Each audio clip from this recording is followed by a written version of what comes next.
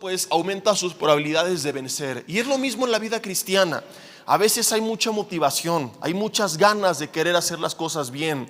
No dudo que hay buena voluntad en el corazón de mucha gente una vez que se encuentran con Jesucristo y que motivados por la palabra de Dios quieren hacer el bien, pero a veces caemos en esta frustración de decir quiero, pero no puedo, porque no hemos entendido que el espíritu a la verdad está dispuesto, dijo Jesús, pero la carne, Mateo 26:41, es débil. Y que si no nos queda claro, mis queridos hermanos, que el enemigo más grande que tenemos no es el diablo, no es el mundo, sino la persona que ve frente al espejo, es cuestión de tiempo, es una bomba de tiempo para que volvamos nosotros a caer.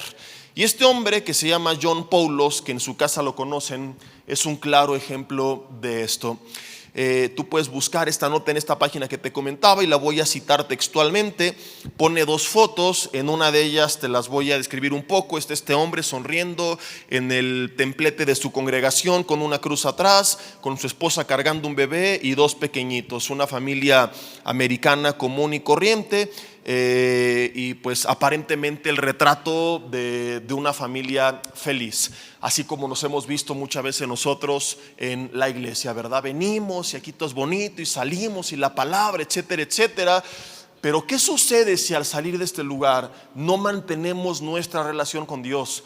¿Qué sucede si nuestra comunión con Dios se limita a lo que recibo de 9 a 11, de 11 a 1, de 1 a 3 los domingos? Y no entiendo lo que Jesús dijo en Juan 15 del 1 al 5, que solo voy a dar fruto pegado a Él, pero que separado de Él nada podemos hacer. Continúa describiendo y dice: a la izquierda John Poulos, estadounidense de Texas, un padre amoroso, un buen esposo, lo pone entre comillas. Esta era la imagen que se tenía de él.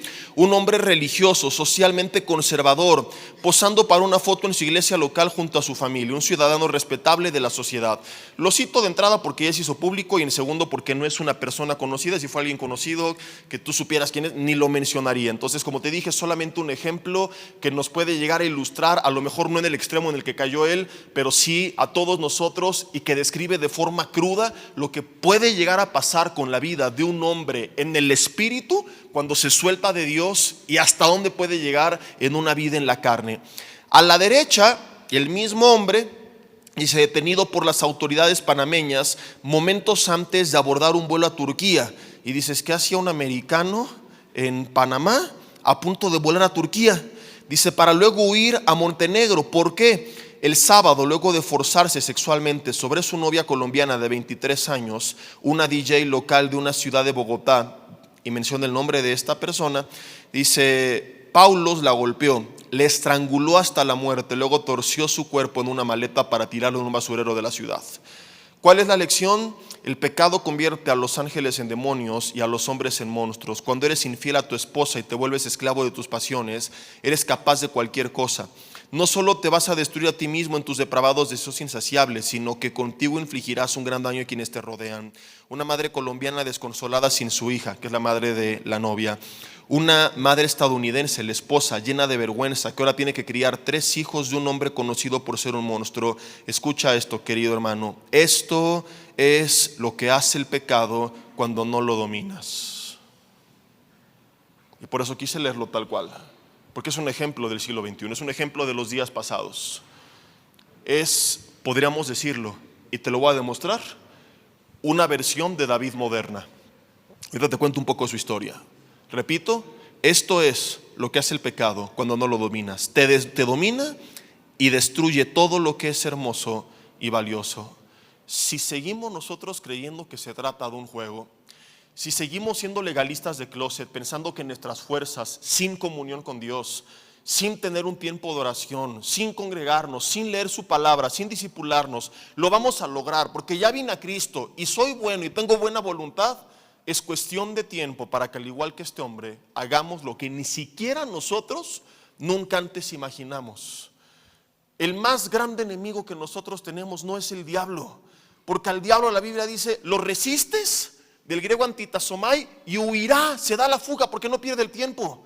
Pero tu carne siempre va a ser carne, y hasta el último suspiro los deseos de tu carne ahí van a estar. Y las obras de la carne de Gálatas 5:17, que se oponen al fruto del Espíritu del versículo 22, si no la aprendemos a dominar, si no nos fortalecemos espiritualmente, es cuestión de tiempo para que las obras se manifiesten. Ojo que cuando Pablo habla de las obras de la carne en Gálatas 5:17, no dice las obras del pecado, las obras de las tinieblas, las obras del mundo, las obras del diablo, dice las obras de la... ¿Y en qué vives? En un cuerpo de carne. Son nuestras obras sin Dios. Y esto estamos destinados a vivir sin Dios, porque separados de Él nada podíamos hacer, porque sin Él estábamos muertos en nuestros delitos y pecados. Y si tenemos la capacidad de hacer el bien, es porque Él produce el querer como el hacer por su buena voluntad. Pero cuando yo me debilito espiritualmente y me confío en mi carnota, es cuestión de tiempo para terminar como este hombre, siendo testigos que en la carne somos capaces de hacer lo que tiempo atrás ni siquiera imaginamos. Yo no creo que él se haya despertado un día diciendo: hoy voy a engañar a mi esposa, voy a abusar de mi amante, voy luego a matarla y luego voy a huir. Cuando él estaba en la iglesia en esa primera foto, jamás pensó por su cabeza. Y seguramente si él escuchara una noticia como esta, la recibiría como tú la acabas de recibir esta mañana. No, ¿cómo es posible? Y qué grave y qué impresionante. Pero Cari, así te cuento que alguien que era mejor que tú y que yo, porque él no lo conocemos y quizá muchos ya lo prejuzgaron y dicen: seguro era un hipócrita, falso, religioso, lo que sea. Pero David, que era un hombre conforme al corazón de Dios, hizo casi lo mismo.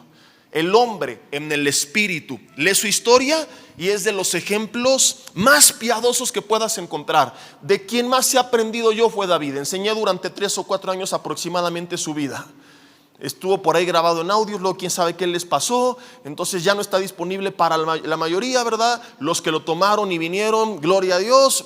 Pero a mí cómo me bendijo, y creo que marcó muchas de las convicciones y principios que hoy tengo, y sigo batallando con muchas cosas y me sigo equivocando, pero esas convicciones que quedaron para siempre. Y yo recuerdo cuando estábamos enseñando que fue impresionante poder leer que un hombre que escucha había perdonado a su peor enemigo, Saúl, que lo quiso matar sin justificación, y lo tuvo en sus manos 2 veces. Y las 2 veces su gente le dijo: este es el día que Dios te lo entregó. Él se pudo autoengañar y decir: sí, Dios me lo entregó. Así como hay gente que divide iglesias y murmura y todo y se autoengaña, David se pudo autoengañar para atentar en contra de Saúl, a quien él describe como el ungido por Dios. Aunque no estaba de acuerdo, él respetó hasta el final la decisión de Dios y no lo tocó. Y no solamente eso, se afligió porque en una de esas veces se atrevió a cortar el borde del manto de Saúl. Y dices: en el espíritu David, podemos hablar más de esto, pero no es el tema. En el espíritu David perdona a Saúl. En el espíritu David enfrenta a Goliat, a los filisteos, a los amonitas, a los moabitas, a los suegritas y un montón de gente muy tenebrosa que existía en esa época. Valientemente. En el espíritu, sin ser rey, defiende a la ciudad de Keila, que estaba bajo la responsabilidad de Saúl. O sea, fue a involucrarse en algo que no le correspondía por amor a ellos, arriesgando su vida, porque resulta que los líderes de aquella ciudad lo querían traicionar y entregar en manos de Saúl. Y el hombre tiene un corazón misericordioso para con todo mundo. Su propio hijo que lo traicionó, Absalón, todo mundo le falló y él siempre se mantuvo firme, humilde, buscando no una agenda personal sino la celestial. Y cómo aprendí de eso aplicado ya al reino de los cielos. Pero un día el hombre, segundo libro de Samuel, si no me recuerdo es el capítulo 11, si no lee todo segunda de Samuel hasta que lo encuentres, pero estoy casi seguro que ahí está. Al caer la tarde, la Biblia dice textualmente, en el tiempo que los reyes iban a la guerra, David se queda en Jerusalén. Empieza a caer en la ociosidad, la cual a veces decimos, no es un versículo, pero casi podría serla, es la madre de todos los vicios. Y se queda en vez de ir a la guerra, porque su chamba como rey era ir a la guerra. Entonces él se queda y se pone a dar vueltas en el terrado de su casa al caer la tarde.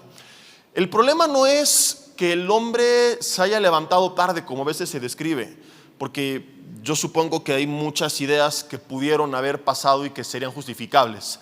Le dio insomnio, tuvo una reunión con el comité del ejército hasta altas horas de la noche, estuvo orando y alabando hasta la madrugada. El hombre se desveló porque cenó pozole y le cayó pesado.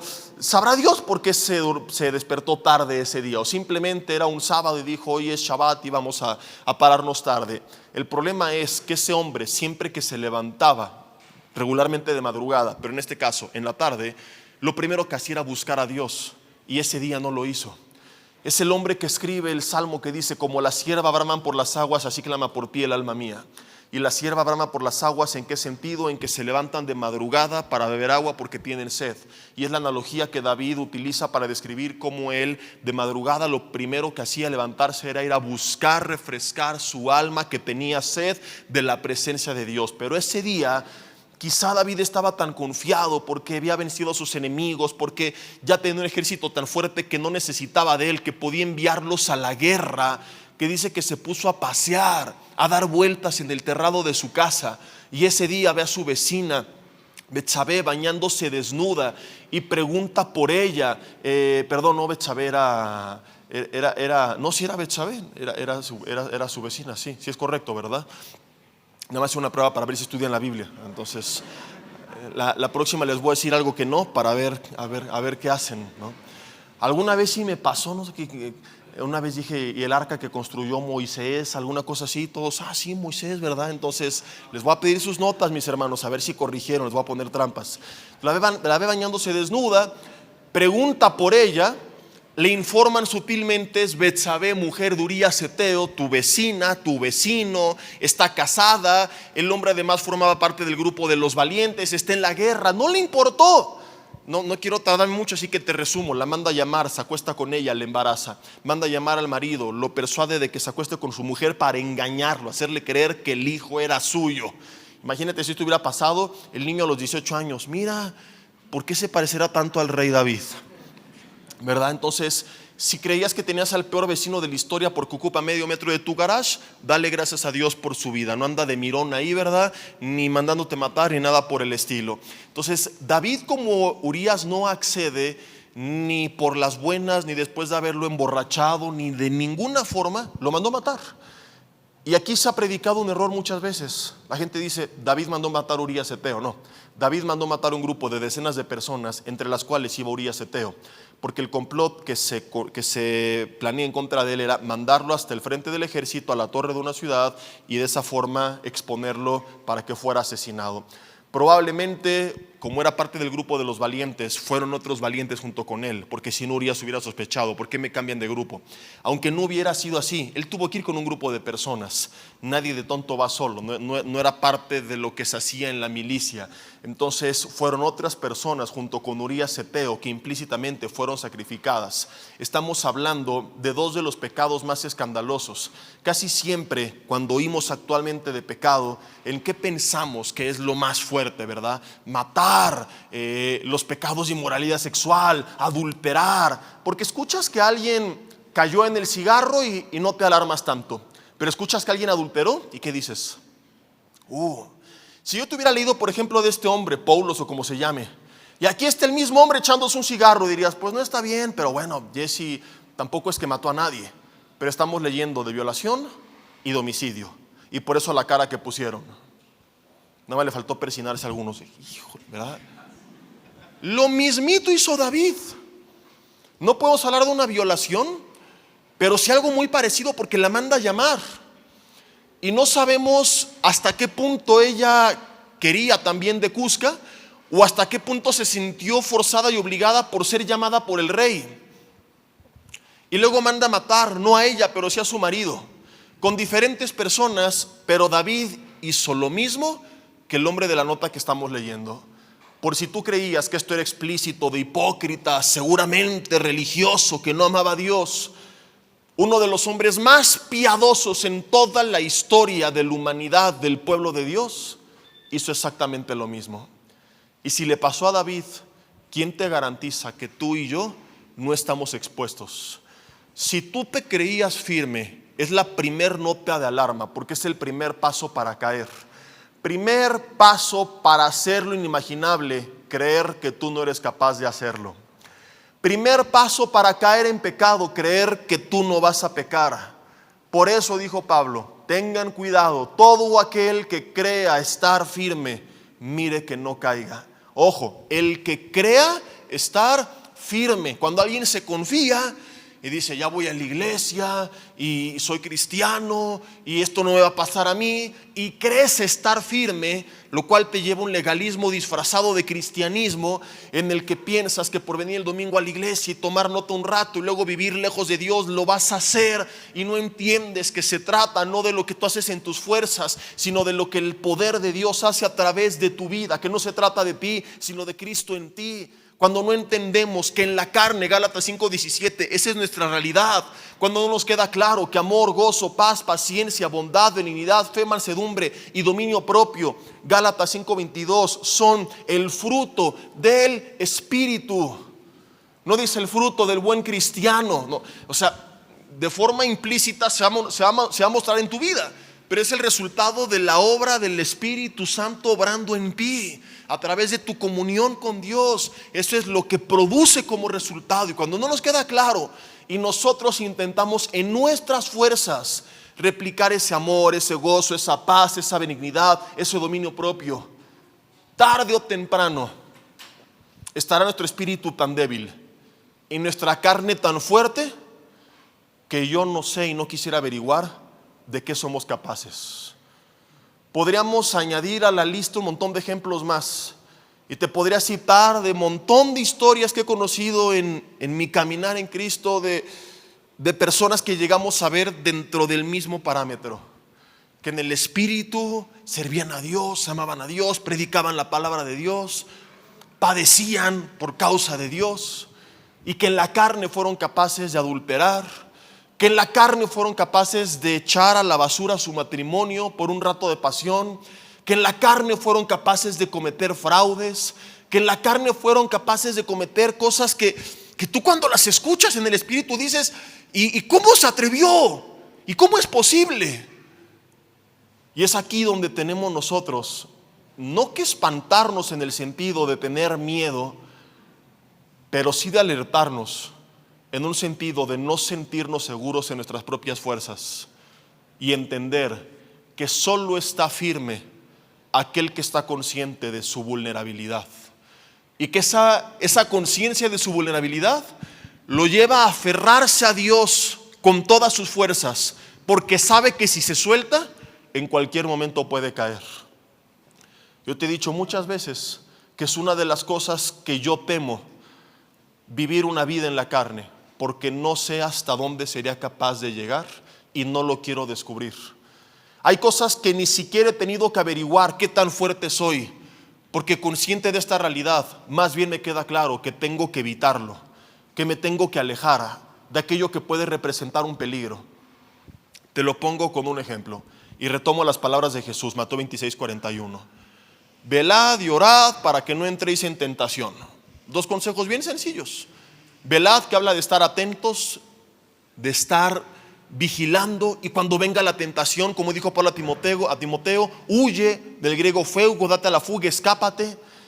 No se trata de vencer la tentación, sino de evitarla. Una vez que eres tentado, lo más probable es que no la puedas evitar, que vayas a caer. Y lo segundo que enseña es orad, que es mantener nuestra comunión con Dios. Si nos da tiempo meditaremos un poquito en esto, si no, lo hemos hecho en otras ocasiones. Pero ahorita quiero que pongamos atención en esto. Velad y orad. Velad era el término utilizado para describir la función de la atalaya, que estaba vigilando en la noche, y cuando venía un ejército invasor tocaba la trompeta y preparaba al pueblo para la guerra. En un sentido espiritual se refiere a que no nos agarre el pecado con la guardia abajo, que tenemos que estar listos, conscientes del tiempo, el mundo que vivimos, de quién nos rodeamos, no para fortalecernos en Dios, para vencer la tentación, sino de preferencia para evitar la tentación. Si no estás de acuerdo, ¿por qué le dijo Pablo a Timoteo, escápate de las pasiones juveniles? No le dijo, enfréntalas, véncelas como soldado que eres. Le dijo, huye, ni siquiera te atrevas a enfrentarlas, date a la fuga. ¿Por qué José salió corriendo de la esposa de Potifar? ¿No podía él como varón someterla si era más fuerte? Yo siempre he creído que salió corriendo porque si se queda cae. ¿Por qué ella se quedó con una de sus prendas? Porque se alcanzó a acercar demasiado. Y si crees que el esposo de Potifar era como Paquita la del barrio o algo por el estilo, estás equivocado. Ponte a estudiar un poco históricamente de cómo eran las esposas del faraón. Los solteros dirían: recibo en el nombre de Jesús, ¿verdad? Y si eres Cusco, más una que se te lance como ella. Entonces te das cuenta que en palabras de Jesús, inclusive cuando nos enseñó a orar, hablando acerca de la oración en el Padre Nuestro, ¿cuál fue su oración como modelo de enseñanza? Y danos la victoria sobre toda tentación, o dijo: no nos dejes caer en tentación. Fortalécenos para que no nos destruya la tentación, o líbranos de la tentación. En la oración de Jesús, en la enseñanza de Pablo a Timoteo, en el ejemplo de José, por todas partes vemos que lo que la Biblia nos enseña es a evitar la fuente de pecado. ¿Tú sabes qué es aquello con lo que estás luchando? Y lo más inteligente que puedes hacer no es acercarte tanto que digas: hasta este punto todavía lo domino, sino más bien mantener un par de metros de distancia. Digo, hablo figuradamente, ¿no? Porque algunos están pensando en que es la amante y a ver, 2 metros, no, ella ni la veas, ¿no? Una de las causas más comunes de muertes en los adolescentes, lo digo como ilustración, es la muerte por selfie. ¿Lo sabías? Es como, nadie se muere por tomar una selfie, sí, por los lugares donde se las toman. En la cima de edificios, en balcones, barrancos, en grandes cañones, ahí están: a ver, selfie, que se vea, 1, 2, 3, se aplastó. Entonces generalmente te aconsejan: no te acerques tanto, ¿verdad? Mejor que no salga tan bien, pero que salgas con vida, a que te arriesgues tanto que hay una probabilidad de que no logre ni siquiera alcanzar a tomar la foto. Y lo mismo es con el pecado. A lo mejor tú dices: no pasa nada, voy con mis cuates y yo la libro, estoy fuerte, ya no caigo. Me voy a poner aquí a ver a las hermanas en bikini para orar por ellas y no pasa nada. Voy a ir al café a aconsejar aquí al hermano y eres mujer y no pasa nada. Y tienes idea cuánta cantidad de adulterios ha habido aún dentro de la iglesia, porque empezaron a dar consejerías en privado, hombres con mujeres o viceversa. Y tenemos por eso como política en la congregación. O sea, el domingo acaba el servicio, estamos los pastores aquí adelante, regularmente con nuestras esposas estamos para servirles. Nos toca a veces platicar con hermanas públicamente, cuestiones breves, pero una consejería en privado no le damos a una mujer, ni viceversa, por testimonio, por evitar calumnias y justamente porque estamos conscientes también de esta realidad. Entonces no tienes idea cuántos pastores han caído por esto, porque llegó la hermana: ay, pobrecita, yo la consuelo, ¿verdad? Yo la apapacho, yo la ministro, yo le impongo manos, y acaban cayendo en adulterio. Y es como que tú vas caminando por una calle y te asaltan, y luego te enteras que cada semana en esa calle asaltan a 2 o 3 personas, y resulta que se va a volver parte de tu trayecto habitual. Pero te enteras que puedes darle la vuelta por una avenida un poco más iluminada, pero que te va a tomar caminar 15 minutos más de tiempo. ¿Qué haría una persona inteligente, ya sea que sea cristiana o atea, con un poco de sentido común? Diría: voy a ir al gimnasio, me voy a poner fuerte, voy a entrenar karate, y la próxima que pase les quito la pistola y me los hurto. ¿Sería inteligente eso? Aunque sepas artes marciales y desarmar a las personas, si sabes que estás expuesto, lo más inteligente es tardarte 15 minutos más y dar toda la vuelta. Necesitarías estar menso para pasar por la misma calle sabiendo que la puedes evitar y que tu vida corre peligro al transitar por allí. Entonces, en la vida cristiana nosotros confiamos en Dios, pero también estamos conscientes de que hay cosas que hacemos mejor en evitar, y la tentación es una de ellas. Tú no puedes perder una batalla que no peleaste. Hay batallas que tenemos que pelear, la tentación es una de ellas. La enseñanza que nos da la Biblia, en el consejo de Pablo a Timoteo, en el ejemplo implícito de José, en la oración de Jesús, en la enseñanza de Jesús, es: no pases por esa calle, dale la vuelta, evita la fuente de tentación. Entonces, si tú ya sabes cuál es ese límite del barranco, figuradamente hablando, ¿dónde es tu punto A y tu punto B? Tu punto A es en este momento, como Paulos, en la foto en la iglesia, haciendo la voluntad de Dios, queriendo hacer la voluntad de Dios. cuando estás siendo redarguido por el Espíritu Santo con la convicción de querer hacer lo correcto. ¿Cuál es el punto B cuando ya caíste? Y dices, ¿cómo pasamos de John Paulos con una foto frente a todos a una foto atrapado por la autoridad a punto de encarcelarme por violación y homicidio? Punto A, punto B, que nos lleva de un punto al otro. Esa es la delgada línea. Y sonaría bonito, pero no sería real terminar el mensaje diciendo, vamos a orar y no lo voy a volver a hacer y pasa al frente y todas estas cosas de emociones que se mueven muchas veces. Pero ¿te ha pasado que ya pasaste al frente, ya oraron por ti, ya te ungieron con aceite, con aguarrás, te liberaron, tomaste todos los cursos, salió el Gadareno versión 2.0 y volviste a lo mismo? Quiero, pero no puedo. Algunos se frustran, se apartan de Dios pensando que las cosas de Dios no son para ellos. Otros se vuelven religiosos hipócritas con doble vida, pero otros se sienten incómodos con esto. Y es muy sencillo. Lo primero que tienes que hacer es identificar esa línea y apartarte de ella. Caíste en alcohol porque estuviste en un lugar o con ciertas personas que tienes que evitar. Caíste en pornografía porque estuviste con tu aparato, la televisión, la computadora, el teléfono, solo en cierta hora. Todo eso es la línea que tienes que evitar. Caíste con tu novia porque se quedaron a solas. Y batallan muchos novios, por ejemplo, con esto. Quieren y les duele. Evita la delgada línea roja. ¿Sabes que en cuanto se queden solos la hormona se va a alborotar?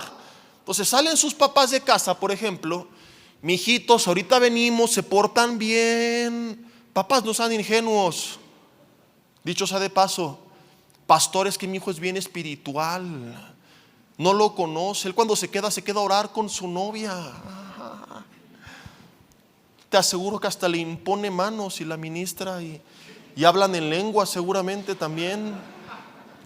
Me imagino que cae el fuego y no el del cielo y si así le siguen, dentro de algunos 9 meses, por ejemplo, por sus frutos los conoceréis.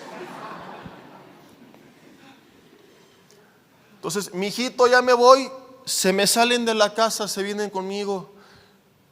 Ay, papá, que no confías en mí. Sí, pero no en tu carnota.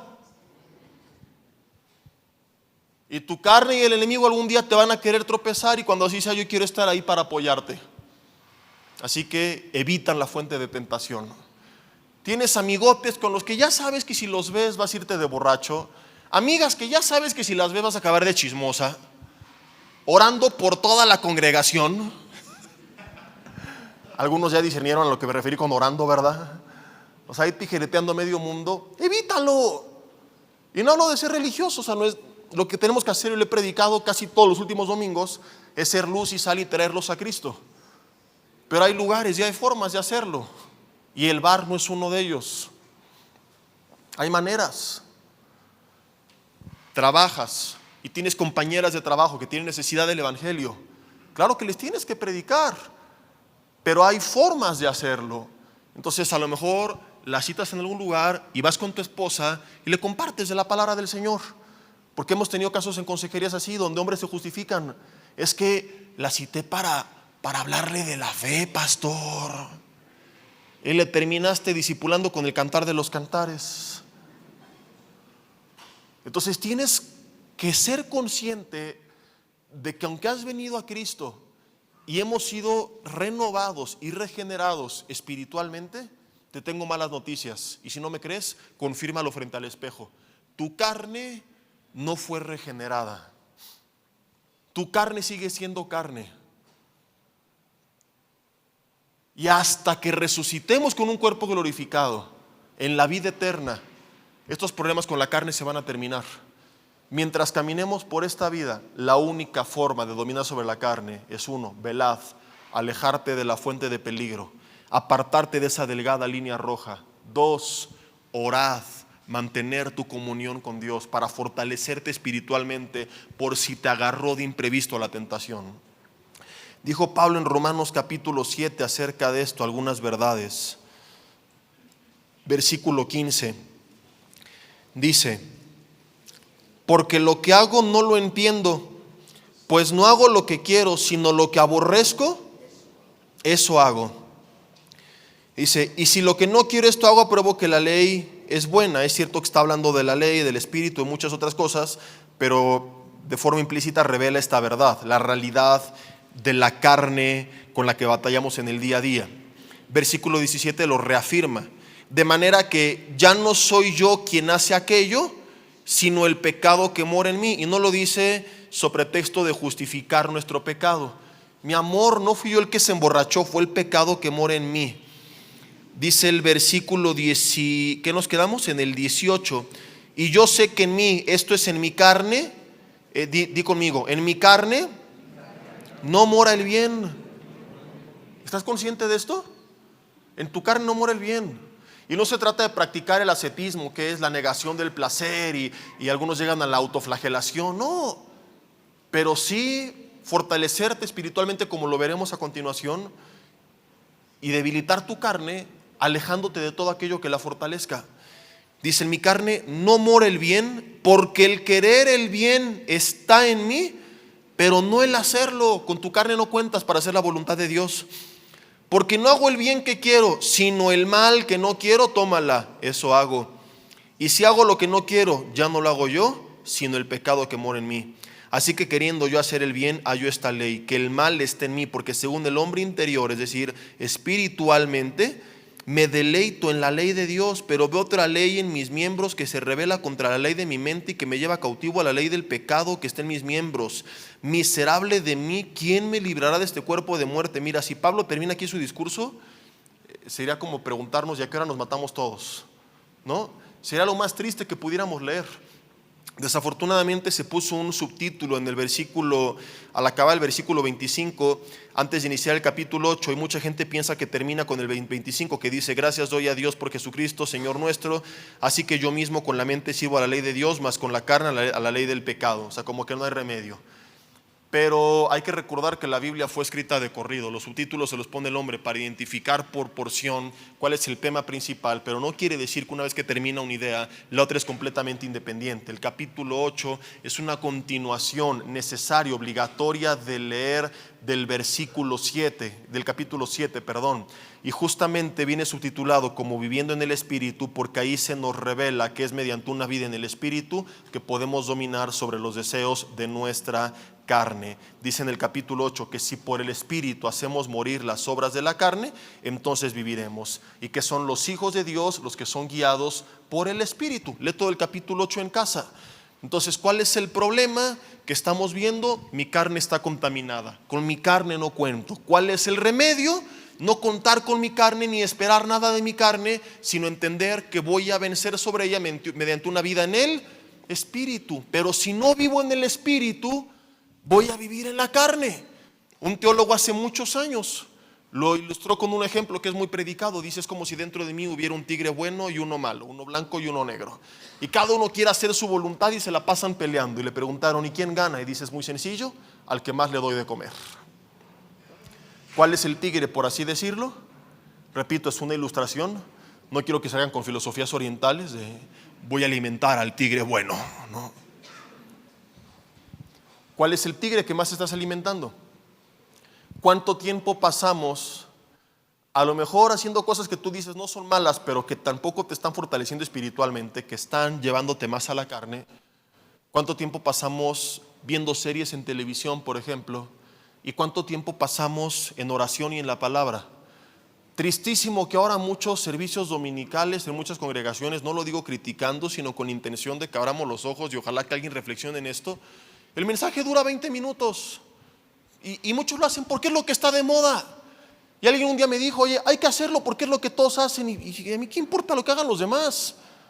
Se va a hacer lo que la Biblia diga. La Biblia dice que escudriñemos la palabra. La Biblia dice que los primeros cristianos perseveraban todos los días en la doctrina de los apóstoles. ¿Y sabes qué es perseverar en griego? Es insistir constante y permanentemente en algo. Y parte de lo que perseveraban era en estudiar la palabra. No nada más los domingos, todos los días. Hoy tienes gente que únicamente recibe de la palabra el domingo y recibe 20 minutos. ¿Cómo va a estar su vida? Seamos honestos, si alguien se la pasa comiendo mal de lunes a sábado, ¿tú crees que ir 20 minutos al gimnasio el domingo le va a ayudar en algo? ¿Cómo va a acabar? Débil, malnutrido, enfermo, con un montón de problemas de salud. Así es la condición espiritual de gran parte de la iglesia en el mundo. Por eso dije, podemos de forma implícita incluir este mensaje dentro de la serie, porque la iglesia está malnutrida, porque la iglesia, con esta teología humanista de que no hay que incomodar, ya nos vendió la reunión dominical como si fuera, pues, para que la gente esté cómoda. A ver, 15 minutos de alabanza, 5 minutos de avisos, 20 minutos de mensaje. Entonces la gente está feliz porque es bien floja. Entonces toda la bola de holgazanes dicen, voy 40 minutos nada más. Bueno, 20 porque además llegan tarde. Me persino con mi pescado cristiano, ¿verdad? Y luego me voy al cine, donde sí puedo aplastarme 2 horas a ver una película. ¿Tiene sentido esto? Ay, duró mucho el mensaje, ahí el servicio es muy largo, mejor voy aquí que es más corto. Y la iglesia está anémica espiritualmente. Y por eso tenemos las familias que tenemos, el mundo que tenemos, la salud que tenemos, las finanzas que tenemos. Porque en todas las áreas de nuestra vida no estamos siendo guiados por los principios espirituales de la palabra de Dios. Porque al no haber oración no estamos siendo guiados por el Espíritu Santo y hacemos pura tontería porque estamos viviendo en la carne. ¿Por qué no hay fruto? Porque Jesús dijo que como la vid produce fruto pegada al pámpano, así nosotros produciremos frutos si permanecemos pegados a Él. Pero si nos separamos de Él, insisto y repito, no creas que se me olvidó que ya lo dije al principio, Juan 15:5, nada podemos hacer, nada. Intentarlo en tus fuerzas sin Dios es legalismo. Pero hoy, engañados, a lo bueno le decimos malo y a lo malo bueno. La gente dice, no, es que no se requiere tanto tiempo ahí de estar en la iglesia y estudiando la palabra, eso es legalismo. No, legalismo es creer que puedes hacer el bien sin estar conectado con Dios. Es una falsa gracia. Es un legalismo disfrazado de gracia. La verdadera gracia no te aparta de Dios, te lleva a entender cuánto lo necesitas. Y a buscarle no porque tú crees que eso te va a hacer mejor persona y vas a ser más apto de ir al cielo, sino porque entiendes que lo necesitas, que separado de Él estás completamente perdido. O Jesús estaba mal cuando dijo, velad y orad. No solo estén conscientes y atentos, no rompan su comunión con Dios, no pierdan su tiempo de intimidad con Dios. Orad, porque es ahí donde nos fortalecemos espiritualmente. Y es ahí que tenemos la fortaleza para hacer lo que en la carne no podemos. Por eso, y casi concluyo con esto, que cuando Daniel y sus amigos decidieron apartarse de la porción de la comida del rey y del vino que él bebía, le pidieron una cosa más al jefe de los eunucos. Y aquí es una ilustración física de lo que ahora que tenemos que hacer nosotros en el mundo espiritual.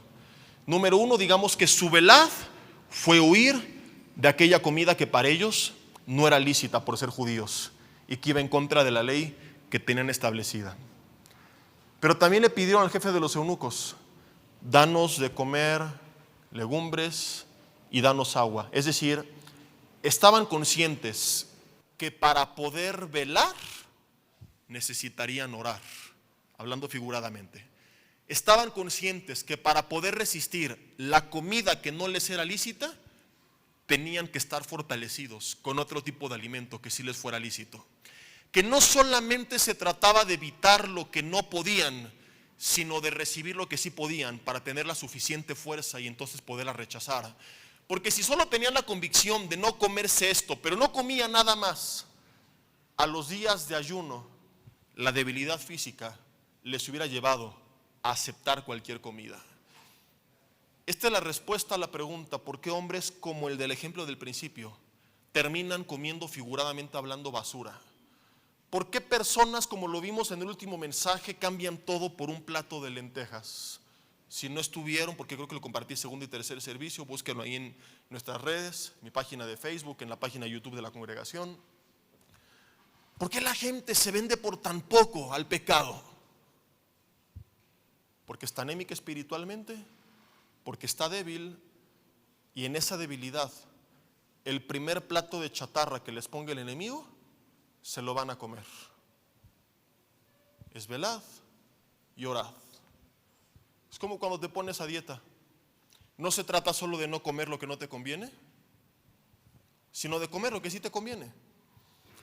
¿Qué hace mucha gente? Se quiere matar de hambre Y de repente cuando le ponen, supongamos, tienes 3 días que no comes nada, muerto de hambre, te pongo una bolsa de papitas Sabritas con limón, chile piquín, Maggi, salsa inglesa, Valentina. ¿Cuántos dicen amén, aleluya, gloria a Dios? Recibo en el nombre de Jesús. ¿Qué vas a hacer? Te las vas a comer, ya que no puedes comer solo una. Ahora, ¿por qué? ¿Es que eres masoquista? ¿Sabes que no te conviene? ¿Sabes que es parte de lo que está prohibido en este régimen? Pero estás débil. Entonces, paradójicamente, yo hace muchos años entendí que cuando uno decide cambiar sus hábitos, no se trata de no comer. La primera vez que alguien me lo explicó bien, me hizo comer más que nunca en mi vida. Le dije a este hermano, le dije, estás loco, ¿cómo en parte de mi alimentación me mandas una torta todos los días, una concha, un bubulubu? Le dije, lo que quiero es bajar de peso, no subir. Me dice, hazlo 2 semanas y luego hablamos. Y fue la primera vez que alguien me explicó que eran diferentes porciones y el balance. Y me dice, no estás comiendo nada de azúcar y tu bubulubu son tus porciones de azúcar del día y tu concha son los cereales grasos y la torta es porque cada mitad de bolillo equivale a una porción y lo mismo que comer 2 panes y de lo que le estás rellenando. Y me empezó a explicar todo y de forma inimaginable a los 15 días que me pesa había bajado como 3 kilos. Y dije, qué increíble. No se trata de no comer. Se trata de comer lo adecuado en las cantidades adecuadas, guiado por un profesional. Porque lo que pasaba anteriormente es que te mueres de hambre y cuando terminas con el régimen, ¿qué haces? Te vuelves a atracar y viene el famoso rebote, que no es otra cosa más que volver a tu triste realidad, ¿no? Y lo mismo con el pecado. Tú puedes tener la lista de lo que no te conviene, pero si no te atascas de lo que te conviene y solo tratas de evitar lo que la carne no puede, tarde o temprano vendrá el rebote. Es cuestión de semanas, quizá de meses, para que un día débil espiritualmente vuelvas a comer toda esa basura que sabías que no podías. Pero cuando te avientas tus tortas, tus bubulubus, tus conchas espirituales, cuando vienes a la palabra y si no pudiste discipularte, estás en casa y escuchando en el camino prédicas en internet y te estás bañando y estás platicando con Dios y desde que te levantas estás en tu mente en oración y vas en el camino escuchando alabanzas y estás en comunión con Dios de todas las formas posibles, todo el tiempo posible, eres más sensible entonces a la dirección del Espíritu, te fortaleces espiritualmente y es entonces y solamente entonces que tendrás la fuerza para hacer aquello que hoy quieres, pero que quizá no puedes y que no sabes cómo llevarlo a cabo. Es tiempo de dejar la frustración, mi querido hermano. Sí se puede, pero no es en tus fuerzas. Tú no puedes solo sin Dios, pero en Dios vivir la vida que siempre has querido puede ser más sencillo de lo que imaginas. Sin Dios, tan difícil como jamás lo imaginaste. Ahí en tu lugar cierra tus ojos. Vamos a orar y dile conmigo, Señor, te doy gracias por tu palabra, porque como lo hemos visto anteriormente, al venir a ti recibimos tu Espíritu Santo y ya no se aparta, pero la Biblia dice que sí lo podemos apagar, sí lo podemos contristar. Y dile, Señor, tengo que quizá reconocer que mi apatía ha apagado ese fuego en mi vida, que me he debilitado espiritualmente, que como Daniel decidí renunciar a la comida del mundo, pero creí que solamente se trataba de eso. Quizá me predicaron o aprendí un legalismo disfrazado de gracia. Pensé que se trataba solamente de apartarme de lo que no me conviene, pero no había entendido que en mis fuerzas sería imposible. Que eres tú el que produce el querer como el hacer por tu buena voluntad. Y que si no estoy pegado a ti, no lo voy a lograr, no voy a dar fruto.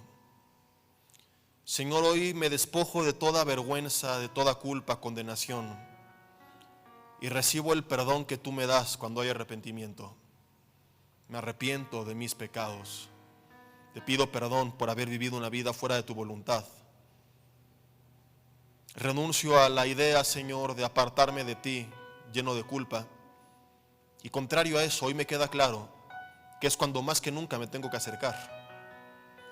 Y escuche esto, mi querido hermano, quizá en el camino habrá tropiezos.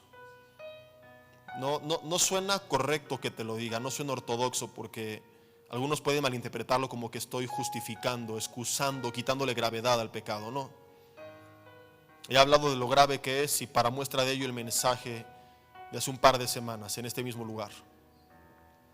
Solamente estoy describiendo la realidad, porque en la última cena los 12 discípulos prometieron a Jesús que ninguno le fallaría, y bastaron minutos para confirmar que ninguno de ellos fue capaz de cumplir con su palabra.